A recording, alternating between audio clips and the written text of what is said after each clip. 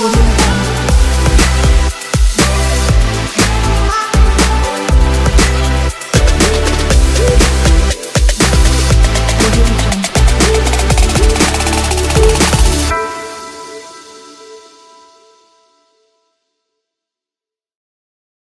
everyone, welcome back with a new lecture with ISO 9001-2015 edition. In the previous lecture, I have explained the context of organization, which is clause number 4, new applied to this edition.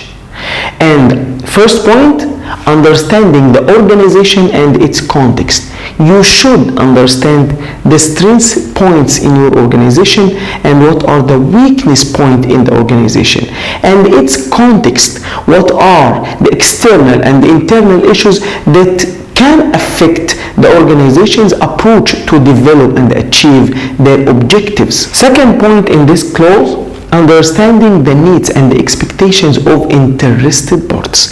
Interested parties or stakeholders, as mentioned in ISO 9000-2015 edition, is a person or organization that can affect or be affected by a decision or activity.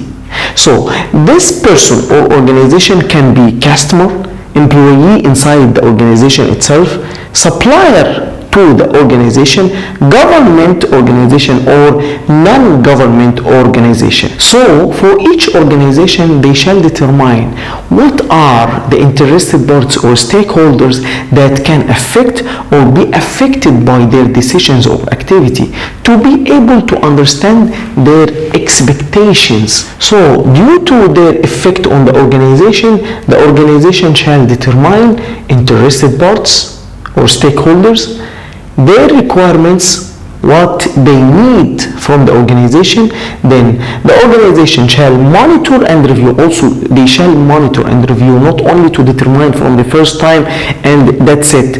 It may change, the interested parties may change, and also their requirements may change. Shall monitor and review information about them and their requirements, because these requirements can be changed and also the interested parties can be changed. And as I said, interested parties such as the customer or employee, all stuff inside the organization, even the management, and also from outside the customer and supplier, external provider, even competitors also can be considered as interested parties. And here is how to apply this clause. There is no requirement from the standard to prepare a specific documents for that, and that's also mentioned in the first point, understanding the organization and its context, or how to prepare that, but there is a flexibility. You shall define your interested parties, but how to do this is left to the organization. You can prepare a specific list for interested parties relevant to the organization, and inside this list you will mention all interested parties, and after that you will monitor and review your interested parties. This list shall be reviewed also in the management review every year to add new interested parties added to the organization or their requirements also. And once you understand, now you understand the context of the organization and you define your interested parties. Once you understand the context of the organization and define the interested parties relevant to the organization, you can determine the scope of quality management system, what should be covered in this quality management system. And third point, determining the scope of quality management system. The organization should consider the following points. First point, external and internal issues, which is context of the organization. First point in this clause 4.1. Second point, requirement of interested parties, as I explained in 4.2. And also products and services of the organization. They should consider what are the products for this organization and what are the services provided from this organization to the customer. So after the organization will determine the external and the internal issues and the requirements of the interested parties, and also the product and service will be provided to the customer, they will determine the scope of quality management system. What should be covered in the scope of quality management system, And after that, all the requirement of this standard, all requirements of this standard shall be applied to this organization if they are applicable within the scope of quality management system. And the scope of the organization's quality management system shall be maintained as a documented information. Documented information is a new word. Before that, there was document and record, but now combined together to have documented information, as I mentioned before. And the definition of documented information, as mentioned in 2015 edition, information required to be controlled and maintained by an organization, and also the medium on which it's contained, where is the place to store this documented information. And to explain that clause in details, quality management system can include the whole organization. Quality management system scope can include the whole organization or specifically identified functions of the organization or specific section in the organization. Sometimes the organization need to be accredited according to 9001 2015 edition for a specific section in the organization, not for the whole organization. In this standard or in this edition, they can do this. It's common before that the scope of quality management system covered the entire organization, but now in this edition you can exclude some sections in the organization if you don't need to have accreditation according to 9001 2015 edition relevant to this section. So you can only include specific sections. So now quality management system can cover only one location or a specific section of multi-section company. So in this case, company scope or organization scope should identify the section's name, product or service provided by this section only, interested parties relevant to this section only, external and internal issues also for only this section.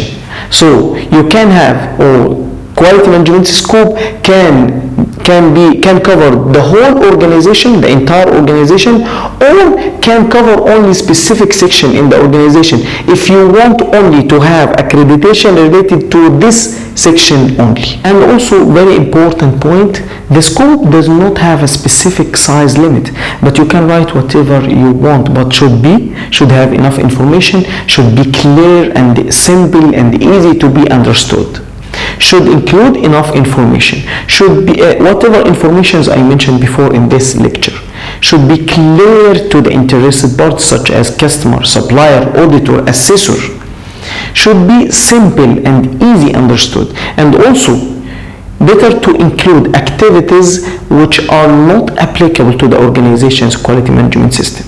You will have to write all activities or service or products that you provide to the customer which include in your scope, should be covered in the quality management system scope, but also whatever activities not applicable to the organization's quality management system better to be identified, and you will mention that these activities are not applicable to the organization's quality management system. And the last point in this clause, quality management system and its processes.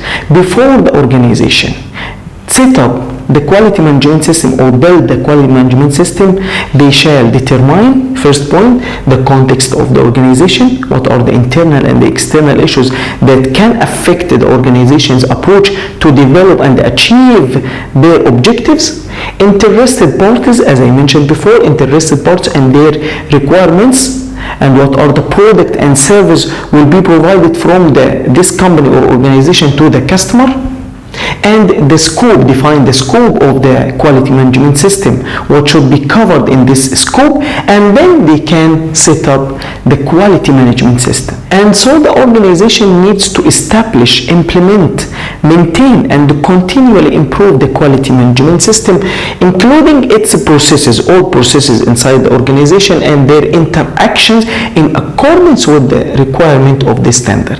They shall establish the quality management system in accordance with the requirement of this standard. And I will explain process approach in details. After that, this a cycle will be built for the organization to identify all processes inside the organization and their interaction together.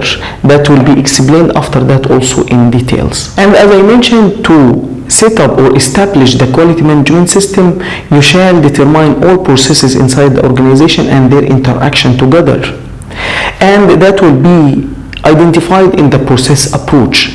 So the organization need to determine the inputs required, what are the resources required to get the product or service with a high quality, and the outputs expected, what you will get. The product should be with a high quality that will be provided to the customer. What are the outputs expected from these processes, and also their interaction, the interactions between all of these processes, also that will be mentioned in the cycle of process approach. And also criteria, what are the criteria and methods used to measure the performance of quality management system and the performance of all of these processes. The criteria and methods needed to ensure the effective operation and control of these processes. These criteria and methods including monitoring, measurements and performance indicators, and also resources, what are the resources required and the availability of these resources, if you have from these resources or you need to buy new resources. So you shall determine, the organization shall determine all processes inside the organization and the interaction between all of these processes, and also the resources required for each process, and how to measure after that the performance of each process, and assign the responsibility and the authorities also, who is responsible for which process, and risks and opportunities, what are the risks that may have a negative effect on each process to have the product or service at the end, and also what are the opportunities that may be used to improve the result or improve the product, the quality of the product, and that will be explained in clause number 6.1. Then evaluation of the process, evaluation for all processes. And to achieve the intended results or intended high quality for the product or service, you may implement changes. You may implement changes for the process from the beginning for all processes, and after that continually improve the processes and the quality management system. And last point in this lecture, to the extent necessary, maintain documented information to support the operation of its process. So to the extent necessary means that left to the organization, there is a flexibility. How to prepare specific documents related to this is left to the organization, not mandatory. Maintain documented information to support the operation of its process, and that talk about the documents. And also retain documented information to have confidence the result, to record the result. So you will have records to have confidence that the process is carried out as planned. Whatever documented information is required to achieve this, you shall maintain. So that left to the organization. Thank you, and see you in the next lecture.